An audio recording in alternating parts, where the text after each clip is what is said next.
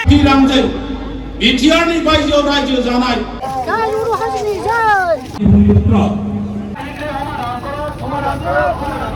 जों दा रेलि थाबायनोसै बर' हारिया जोंना ग्रोम ग्रोम आरो जियानो हक आमी गोसो आयदायाव दावगाहोनो थाखाय जोंनि जेंनाखौ सुफुंनांगौ रात जायगानि फैदो जोंनि बिटिआरनि बायजोनि खुलुमबाय दिनै 7 आगस्ट 2025 मायथाइ UBPOनि बानजायनायाव आरो गुबुन गुबुन माहारियारि आफादनि हेफाजाबाव दिनै जोंना सानजारि नोगोरनि SP फिल्डआव मोनसे जागोन बे मिटिंआ जोबनायनि उनाव जोंना रेलि लागोन माने बर' हारिनो जोंनि BTCनि बायजोआव थानाय जेंनाफोरखौ सुस्रांना होनांगौनि दाबि दैखांनानै बे मेलखौ लानाय जादों आरोना बे रेलिखौ लानाय जादों बेयाव जोंना जेरै जोंनि बर' स्कुलफोर जायनि जेंनाफोरखौ आरो बियाब दानाय बिसायख'थि बर' जायगानि गामि फोसाबनाय आरो कार्बि आंलं डिमा हासाव जिल्ला जाबोनाय आरो हाजोआरि बर'फोरना माने मा होनो ST हिल जाबोनाय बेफोरबायदिखौ लानानै जोंना बे दाबिखौ दैखांनाय लादों नोंथांमोना नायलांबाय थादो जों दा थांसै जोंना बियो माने जोंनि BKWS नि सिङाव थानाय पुरा माने डिस्ट्रिक्टफोरा फैजोबगोन आरोना माने लखिमपुरनि जा ओरै धेमाजिनि जा ओमफ्राय ओरै कार्बि आंलं माने गासैबो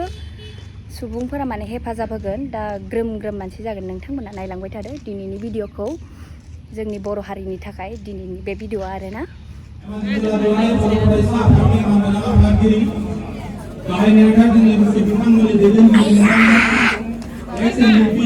नोंथांमोन दुलाराय बर' आइजो अनसाय आफादनि मानगोनां दैदेनगिरि नोंथांमोन बाथौ गौथुमनि दैदेनगिरि नोंथांमोन ब्रह्म धर्म कमिटिनि मानगोनां दैदेनगिरि नोंथांमोन हारिमु आफादनि दैदेनगिरि नोंथांमोन माइनाव आफाद बाथौ गौथुमनि माइनाव आफादनि दैदेनगिरि नोंथांमोन आं गिबियावनो धेमाजि जिल्ला खौसेथि बर' सुबुं आफादखौ मोनसे गोजोननाय बावनांगोन आयदायाव दावगाहोनो थाखाय जोंनो मोनसे गावखुंथाय होदोंमोन गावखुंथाय होबाय दाजाबफानायनि उनाव मा जाखो जोंनो होबाय बे काउन्सिलखौ सालायनो थाखाय 13.5 कोटि रां जों दिनै बुंदों खौसेथि बर' सुबुं आफादा जे 13.5 कोटि रांजों बिटिआरनि बायजोआव रायजो जानाय 10 लाखनिबो बांसिन बर' सुबुंजों लोगोसे रियांनि जि जेंनाफोर बे जेंनाफोरखौ सुस्रांनाय बिटिआरनि बायजोनि 10 लाख बर' मानसिनि जौगाथायनि खामानि मावनाय बिनि बादा रायजो राजानिखौ गोजोन होनाया बे गिदिर मोनसे चेलेन्ज बियो गिदिर मोनसे प्रत्याह्बान बियो दिनै बर' कसारि वेलफेयार समाज काउन्सिलखौ जायफोर मोनसे गेदेर मोनसे सुबुंगौमा हाबाफारि जों लादों दा बावैनो 30,000सो आरो जों बिनि गेजेरजों दिल्लीयाव थांदों जिहेतु आंनि আজি ইয়াত বড়োসকলৰ মাজত বিভিন্ন জাতীয় সংগঠন আমি একত্ৰিত হৈছোঁ বিভিন্ন ধৰ্মাৱলম্বী লোক ইয়াত একত্ৰিত হৈছোঁ বিভিন্ন ভাষা ভাষী আমি ইয়াত একত্ৰিত হৈছোঁ কিন্তু যিয়ে নহওক আমি জাতীয়ৰ বাহিৰৰ বড়োবিলাকৰ যিটো সমস্যা আমি আজি দেখিছোঁ ভাৰত চৰকাৰে হওক বা অসম চৰকাৰে হওক কি গুৰুত্ব সহকাৰে লোৱা নাই গুৰুত্ব সহকাৰে লোৱা নাই গুৰুত্ব সহকাৰে নোলোৱাৰ কাৰণে যি বড়োসকলৰ সমস্যা এই বড়ো সমস্যাটো অকল BTC কেন্দ্ৰিক বুলি ভাবে এই বিজ্ঞানৰ বাহিৰতো যে বড়োসকলৰ সমস্যা আছে এই সমস্যাটো আজি অসম চৰকাৰে উদ্ধাৰ কৰিব পাৰে কাৰণ আমি সংযুক্ত বড়ো মঞ্চৰ নেতৃত্বত আজি ইয়াত যিহেতু গণশিৱৰ এটা গণবিক্ষোভৰ এটা কাৰ্যসূচী লৈছোঁ এই কাৰ্যসূচী আজি হাজাৰ হাজাৰ মানুহে ইয়াত স্বতঃস্ফূৰ্তভাৱে অংশগ্ৰহণ কৰিছে তাৰ কাৰণে মই অংশগ্ৰহণ কৰি সকলক ধন্যবাদ জনাইছোঁ আৰু মই কৈছোঁ যেহেতু আমি 2020 চনৰ 27 জানুৱাৰী এটা আমি স্বাক্ষৰকাৰী সংগঠন UBPO সংযুক্ত বড়ো মঞ্চ এই সংগঠনে আজি নতুন বিটিআৰৰ বাহিৰত সৰ্বাংগী উন্নয়নৰ কাৰণে তাকে প্ৰতিষ্ঠা কৰাৰ বাবে তাকে আত্মপৰিচয় আৰু যিয়ে নহওক আমি কৈছোঁ কাৰ্বি আংলং জিলাত যেহেতু যথেষ্ট সংখ্যক আমাৰ বড়ো আছে ডিমা হাছাও আছে BTC চুক্তি আৰু বিটিআৰ চুক্তি দুটা চুক্তি दोनखादा आरो कार्बि आंलं आरो डिमा हासाव बहबाकुरा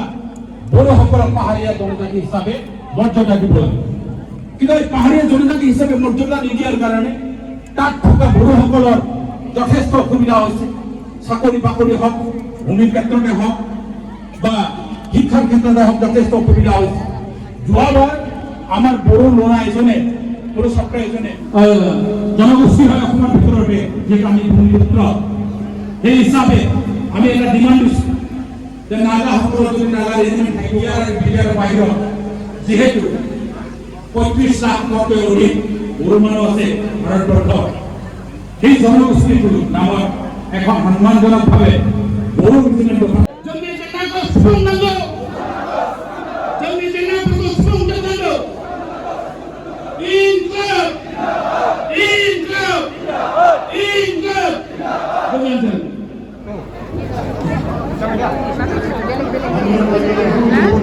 रात जायगानि फैदो जोंनि बिटिआरनि बायजोनि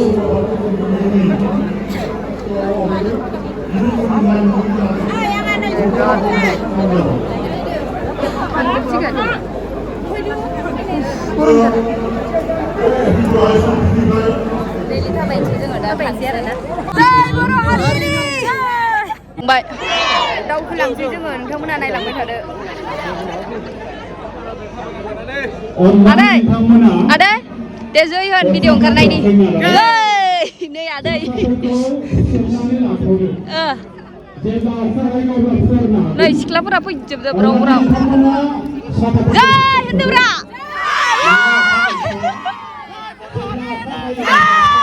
नै जोंना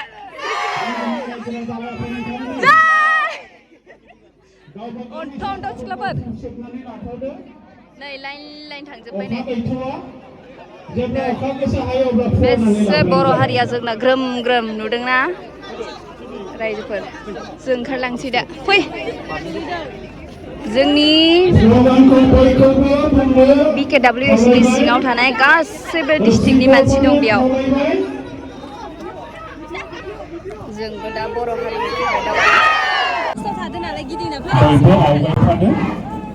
रावबो थाथ'नो नाङा रावबो नाङा जोंनि बे खौसेथिखौ दिन्थिनांगोन आब्रुथिखौ दिन्थिनांगोन जोंनि बर'नि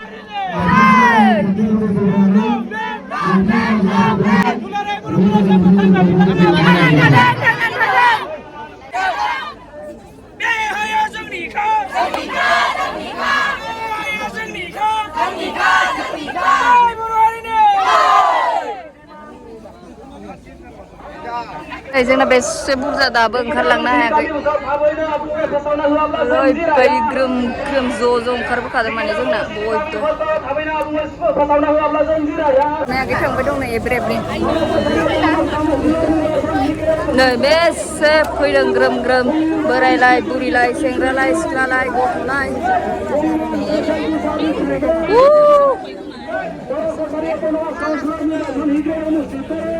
नै बर' हारिनि थाखाय जोंना आबौमोनबो फैजोबदों ओमफ्राय दंबावोसो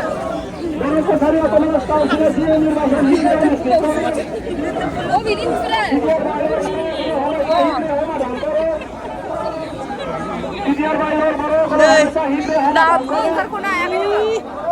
बर' माध्यমৰ সমস্যা শীঘ্ৰে সমাধান কৰক সমাধান কৰক সমাধান কৰক বৰ মাধ্যমৰ সমস্যা শীঘ্ৰে সমাধান কৰক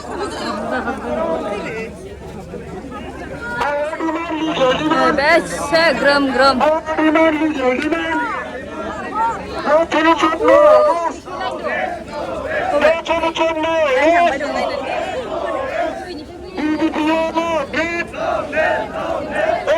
लाइन जाग्रोजोबथोंसै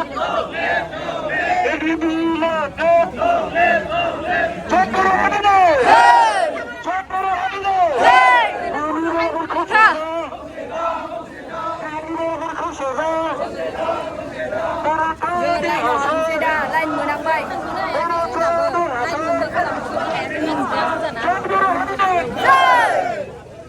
औ दा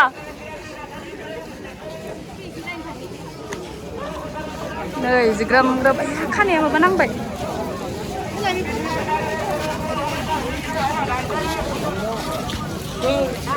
लाइन नागिरना उनथिं ओइ आदा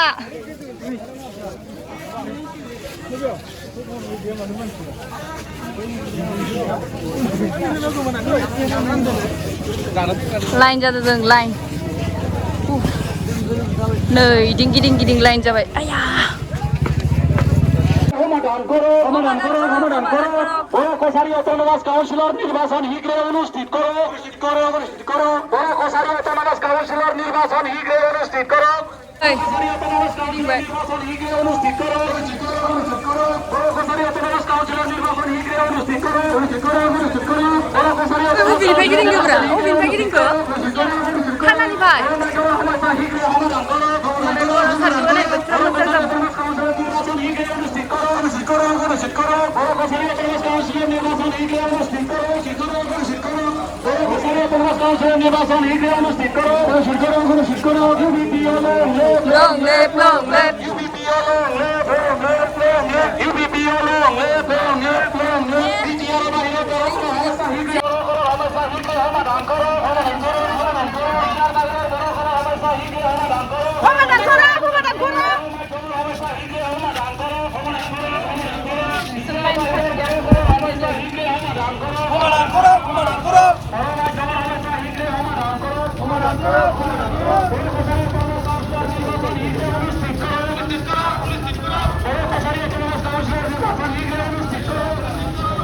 जोंना लाइना ओरै जोबजासिम गिदिंनानै ओरै फैबाय दं आरो फारि नै ओरै भिडिअ लानायाव एसे ओंखारदों नङाबा आं थाबायबाय दंमोन आरो जोङो गिदिंनानै फैबाय आरोना रायजोफोर बे फिल्डआव थांबावनोसै फिल्डआव दसे प्रग्राम दंबावो बिराद बयबो ग्रोम थाबायदों बयबो जोंनि बर' हारिनि थाखाय ओंखारदों गोसोआ बिराद मोजां नांदों थाबायनानै बिराद इन्ट्रेस्ट मोनदों आरो हारिनि थाखाय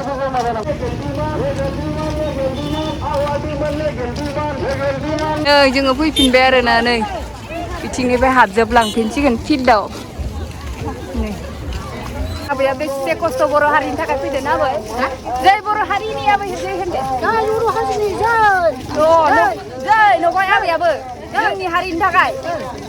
ना आबै बर' हारियाल' जौगाथों दे आबैनि बे नारानै नंगौ ना आबैखौ बयबो नाय दै ना ओइनिनो गोजोनपुर अना खानानै अन्थावथावनो नुबाय जोंनि बर' हारिनि थाखाय आबैमोनबो फैदों थाबायनो हाया बिदि नुबा अननो ओंखारलायलाङो आरोना जोंथ' जेबोआनो जायाखै आबैमोना नुबाय हारिनि थाखाय बेसे नांथाबदों जोंबो उन्दै सेंग्रा सिख्लाफोराबो हारिनि माने थै थानांगौ आरोना हारिनि सोरबा मानसि होनबा माने जाखांनांगौ माने रुल मथे थांनांगौ आरो जोंनो मोननांगौ बुस्थुफोरखौ होआबा माने बेनि थाखाय नांनांगौ आरो जै जै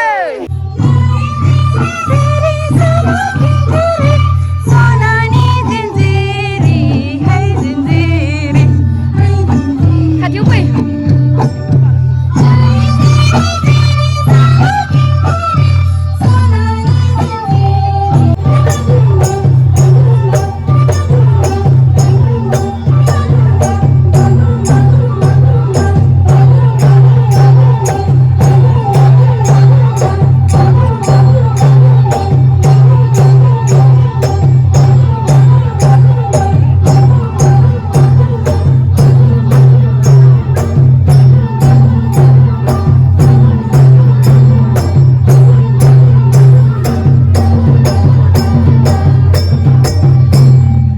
गोसोनि लुबैनाय जोंनि दुलाराय बर' फरायसा आफादनि धेमाजि डिस्ट्रिक्टनि